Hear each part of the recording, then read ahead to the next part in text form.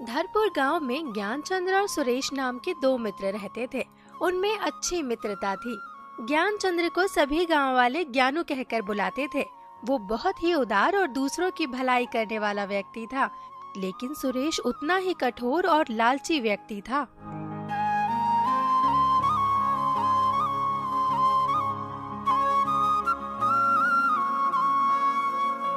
ज्ञानू भाई, अपनी कमाई तो तुम दूसरों की भलाई में लगा देते हो, इसी कारण एक ना एक दिन तुम भिखारी बन जाओगे। अरे दोस्त, ऐसा कभी नहीं होगा। क्या तुमने वो कहावत नहीं सुनी, कर भला तो हो भला?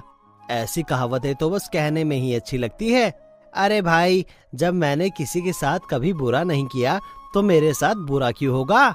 ये तो सभी जानते हैं कि तुम्हारे खेतों में सबसे अच्छी फसल होती है, लेकिन तुम आधे से ज्यादा बेचकर गांव वालों की भलाई में लगा देते हो। कहीं ऐसा ना हो कि एक दिन तुम्हें भारी नुकसान उठाना पड़े। ऐसा कभी नहीं होगा मित्र, तुम चिंता मत करो। तुम मेरी बात तो मानोगे नहीं, तुम्हें समझाने का कोई फायदा नहीं है। अच्छा ठीक है, अब मैं चलता हूँ। ठीक है मित्र, मैं भी चलता हूँ। सुरेश को ज्ञानचंद्र की ये दरियादिली पसंद नहीं आती थी, क्योंकि इसी वजह से सारे गांव वाले ज्ञानचंद को बहुत पसंद करते थे। वो बड़बड़ाते हुए अपने घर को जा रहा था। सारे गांव में इसकी फसल सबसे अच्छी होती है और ये भलाई का ढिंडोरा भी खूब पीटता है, तभी सारे के सारे गांव वाले इसको दुआ सलाम करते हैं, लेकिन मुझे पूछते ही नहीं। ठीक है, अब मैं भी इसे बताऊंगा कि मैं कौन हूँ। वो बड़बड़ाते हुए ही अपने घर जा पहुंचा। उसकी पत्नी ने उसे यूं देखा तो पूछने लगी, क्या हुआ जी, ये क्या बड़बड़ा रहे हो और आपके चेहरे पर इतना गुस्सा क्यों झलक रहा है? अरे क्या बताऊं, ये सब मेरे मित्र ज्ञानचंद्र की वजह से है। मैं कुछ समझी नहीं, आप ठीक ठीक बताइए। तुम तो जानती हो ना कि ज्ञानचंद्र की फसल पूरे गांव में सबसे अच्छी होती है, लेकिन वो अपना भलाई का ढिंडोरा पीटते हुए सारे गांव वालों पर लुटा देता है। लेकिन इससे आपको क्या समस्या है? इसकी इन्हीं सब हरकतों की वजह से सभी गांव वाले इसके आगे पीछे घूमते हैं, लेकिन मुझे कोई भाव नहीं देता। काश ऐसा होता कि इसकी उपजाऊ जमीन इससे छिन जाती, तब इसकी अकल ठिकाने आती। इसके लिए तो आपको कोई तरकीब लगानी पड़ेगी। लेकिन इसके लिए मैं कर भी क्या सकता हूँ? वो सरपंच रामधन भी तो तुम्हारा मित्र ही है ना, क्यों ना तुम उस ज्ञानचंद को सरपंच से उधार लेने के लिए उकसाओ। तुम्हारा दिमाग तो ठीक है ना, ज्ञानचंद्र के पास इतनी उपजाऊ जमीन है और धन भी खूब है, तो वो सरपंच से उधार क्यों लेगा? ये तो मैं आपको बताऊंगी ना। सविता ने अपने मन में चल रही योजना को सुरेश को बताया। ये सुनकर सुरेश बहुत खुश हुआ। सचमुच सविता, तेरे दिमाग की तो दाद देनी होगी। तूने क्या तरकीब निकाली है? तो जल्दी से अपने सरपंच मित्र के पास जाओ और उसे भी ज्ञानचंद के खिलाफ भड़काओ।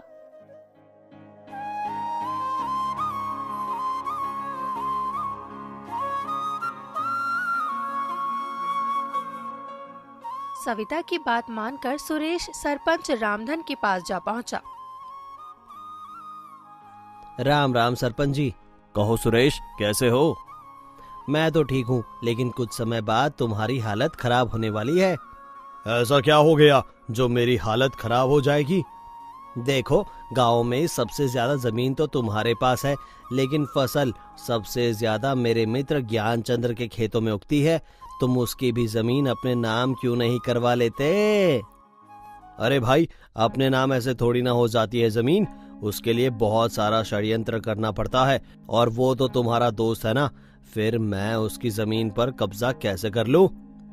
क्योंकि मुझे उसकी भलाई का ढिंडोरा पीटना बिल्कुल पसंद नहीं है।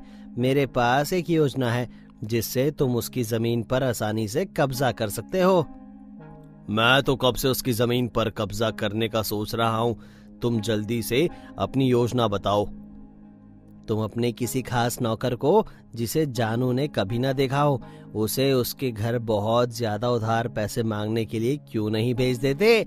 मैं उसे अच्छे से जानता हूँ, वो किसी की मदद करने से पीछे नहीं हटेगा, और मैं उसे आपसे कर्ज उधार लेने पर विवश कर दूंगा।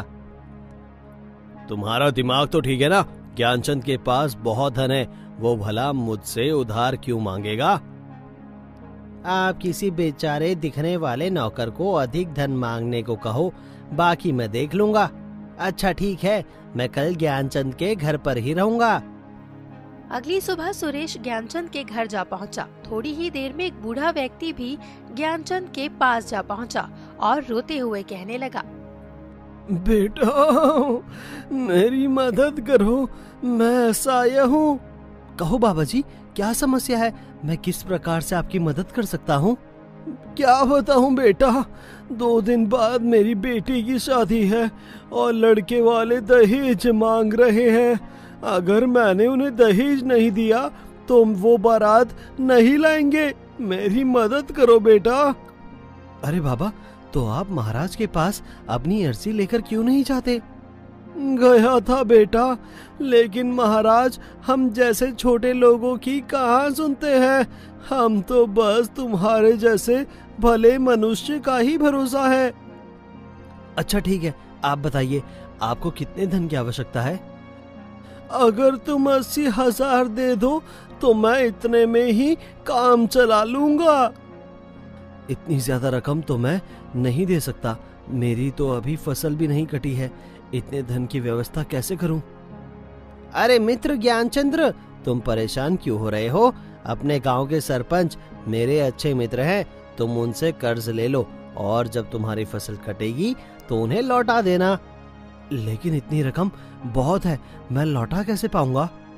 तुम धीरे धीरे करके किस्तों में लौटा देना। हाँ, ये बात ठीक है। बाबा तुम यहीं रुको, मैं अभी थोड़ी देर में आता हूँ। इस समय ज्ञानचंद कर्ज लेने के लिए सरपंच के घर जा पहुंचा। जब सरपंच ने ज्ञानचंद्र को अपने घर पर देखा तो वो बहुत खुश हुआ और कहने लगा, अरे ज्ञानचंद भाई, कहो आज मेरे यहाँ कैसे आना हुआ? सरपंच जी, मुझे आपसे थोड़ा कर्ज चाहिए था। तुम्हें कितना कर्ज चाहिए? मुझे 80,000 की रकम चाहिए। देखो ज्ञानचंद, मैं तुम्हें इतनी रकम दे तो दूंगा, लेकिन सिर्फ 2 महीने की मोहलत दूंगा। इसके बाद मुझे मेरी पूरी रकम चाहिए। सरपंच जी, आप भरोसा रखिए, जैसे ही मेरी फसल कटेगी तो मैं आपको पूरी रकम अदा कर दूंगा। सरपंच ने ज्ञानचंद को 80,000 रुपए की थैली पकड़ा दी। ज्ञानचंद वो रुपए अपने घर ले आया और पूरी रकम उस बूढ़े को दे दी। रुपए लेकर बूढ़ा वापस सरपंच के पास आ गया। ये लीजिए सरपंच जी, आपकी रकम घूम फिर कर आपके पास ही आ गई। सुरेश ने तो बहुत बढ़िया योजना बनाई थी, मेरी रकम भी मेरे पास आ गई और ज्ञानचंद भी मेरा कर्जदार बन गया। धीरे धीरे 2 महीने ऐसे ही बीत गए। ज्ञानचंद्र की फसल कटी और वो अपनी फसल को बाजार में बेच आया और सरपंच की रकम लेकर उसके घर जा पहुंचा। ये लीजिए सरपंच जी, मैंने आपसे जितनी रकम उधार ली थी वो वापस करने आया हूँ। अरे भाई, तुम्हारा दिमाग तो ठीक है ना? तुम जो रकम मुझे वापस कर रहे हो वो तो सिर्फ असल है, मुझे तो ब्याज भी चाहिए। क्या? लेकिन सरपंच जी, मेरे और आपके बीच तो ब्याज की बात हुई नहीं थी, सिर्फ 2 महीने बाद असल रकम लौटाने की बात हुई थी। तो क्या मैंने सबको मुफ्त में ही कर्ज देने का ठेका ले रखा है?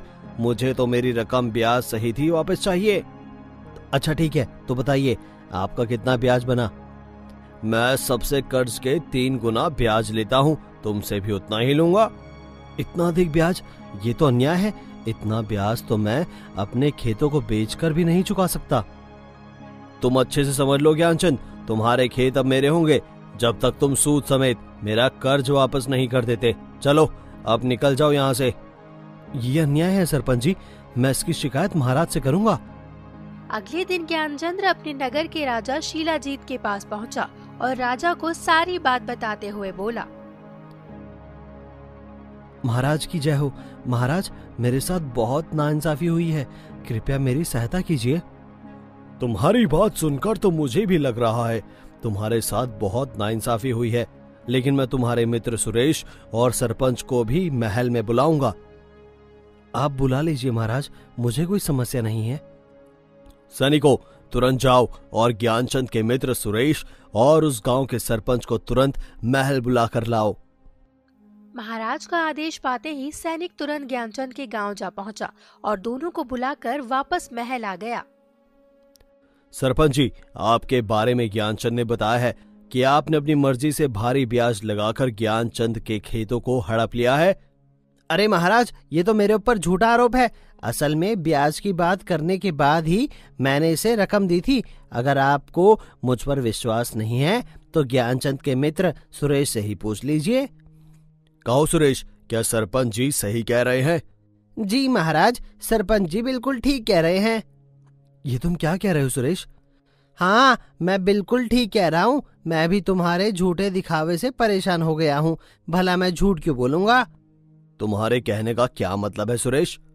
महाराज, ये सारे गांव में भला करने का ढोंग करता है। ये अपने खेतों में हो रही पैदावार का आधा हिस्सा गांव वालों को बांट देता है ताकि सारे गांव वाले आपको नहीं, इसे राजा समझे। ये बहुत चालाक व्यक्ति है महाराज। ये झूठ बोल रहा है महाराज, ऐसा कुछ भी नहीं है।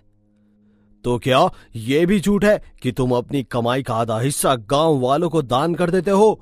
नहीं महाराज, ये बात बिल्कुल सच है। तो क्या तुम खुद को राजा समझने लगे हो? लोगों की मदद करने का काम मेरा है, ना कि तुम्हारा।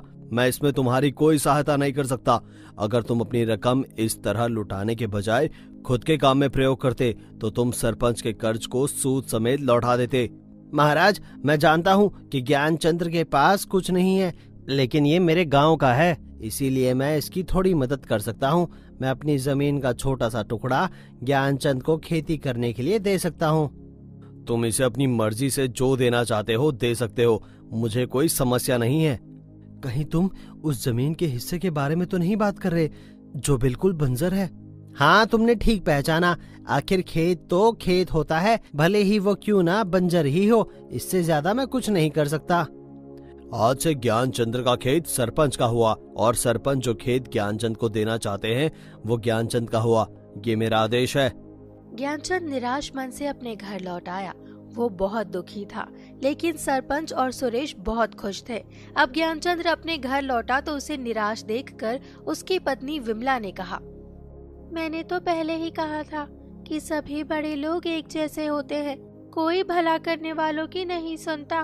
आखिर आपका इतना भला करना किस काम आया? मुझे अभी भी भरोसा है कि अच्छा करने वालों के साथ कभी बुरा नहीं होता। वो सब तो ठीक है, लेकिन अब हमारा क्या होगा? हमारी उपजाऊ जमीन तो उस सरपंच ने हड़प ली। मुझे उसकी कोई चिंता नहीं है। वो सरपंच तो था ही लालची। अगर मुझे शिकायत है तो अपने दोस्त सुरेश से। मैं उसे कभी समझ ही नहीं पाया कि मेरा दोस्त ही मेरा सबसे बड़ा दुश्मन है। अभी इन सब बातों को छोड़ो, ईश्वर पर भरोसा रखो, जो होगा ठीक ही होगा। अगले ही दिन ज्ञानचंद सरपंच की दी हुई बंजर जमीन पर जा पहुंचा। वो काम शुरू करने ही वाला था कि उसने देखा दो सैनिक झाड़ी में छुपे बैठे हैं और आपस में बात कर रहे हैं। वो छुपकर उनकी बातें सुनने लगा। तुमने योजना ठीक प्रकार से बना तो ली है ना? कहीं ऐसा ना हो कि हम महल में ही पकड़े जाएं। अरे भाई, चिंता मत करो, राजा का प्रधानमंत्री हमसे मिला हुआ है। हम रात्रि में ही राजा को मौत के घाट उतार कर भाग जाएंगे और किसी को कानो कान खबर नहीं होगी। अच्छा, तो ये सैनिक महाराज को मारने की गुप्त योजना बना रहे हैं। मुझे जल्द से जल्द ये बात महाराज को बतानी होगी। ज्ञानचंद दौड़ते भागते राजा के महल जा पहुंचा और अंदर जाने ही वाला था कि उसे राजकुमार गौरव सेन ने रोक लिया। अरे, तुम ये जल्दबाजी में कहाँ जा रहे हो? राजकुमार जी, मुझे एक बहुत बड़ी गुप्त बात पता चली है। ये गुप्त बात क्या है, मुझे भी बताओ। राजकुमार जी, आपके महल में ही महाराज को मारने की साजिश रची जा रही है। मैंने भी झाड़ियों में दो सैनिकों को ऐसी बातें करते हुए सुना है। क्या क्या तुम सही कह रहे हो? जी राजकुमार जी, मैंने अपने कानों से बात सुनी है। तो तुम अभी पिताश्री के पास चलो और उन्हें सब बताओ।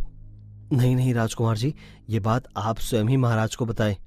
अरे, तुम कैसे व्यक्ति हो? क्या तुम इनाम नहीं पाना चाहते? मुझे ऐसी कोई लालसा नहीं है राजकुमार जी। इतना कहकर ज्ञानचंद वापस अपने खेत को लौट आया और बंजर भूमि पर काम करने लगा। उसने उस खेत को उपजाऊ बनाने की खूब कोशिश की। एक दिन जब वो हल चला रहा था तो उसका हल किसी ठोस चीज से टकराया। जब ज्ञानचंद ने उस जगह पर खुदाई की तो उसने देखा कि वहाँ एक बक्सा गड़ा हुआ है। जब उसने बक्से को खोला तो उसकी आंखें आश्चर्य से फट गई। ये क्या? इस बक्से में तो हीरे, मोती, सोना, चांदी और जवाहरात है। अब मैं क्या करूं? क्यों ना मैं इसे अपने साथ अपने घर ही ले चलूं। ये सोचकर ज्ञानचंद उस बक्से को अपने घर उठा लाया। उसकी पत्नी इतना सारा धन देखकर बहुत खुश हो गई। आप तो सच कहते थे, कर भला तो हो भला। हमारी उपजाऊ जमीन तो सरपंच ने हड़प ली, लेकिन अब हम उस जैसी बहुत सी जमीन खरीद सकते हैं। सुरेश ने ज्ञानचंद्र को एक बक्सा अपने घर लाते देखा था, इसलिए वो ज्ञानचंद्र का पीछा करने लगा। बाहर खड़ा सुरेश ज्ञानचंद्र और उसकी पत्नी की सारी बातें छुपकर सुन रहा था। क्या ज्ञानचंद्र को खेतों में सोने से भरा बक्सा मिला है? अब तो ये फिर से धनवान हो जाएगा। मुझे ये बात जल्द से जल्द सरपंच को बतानी पड़ेगी।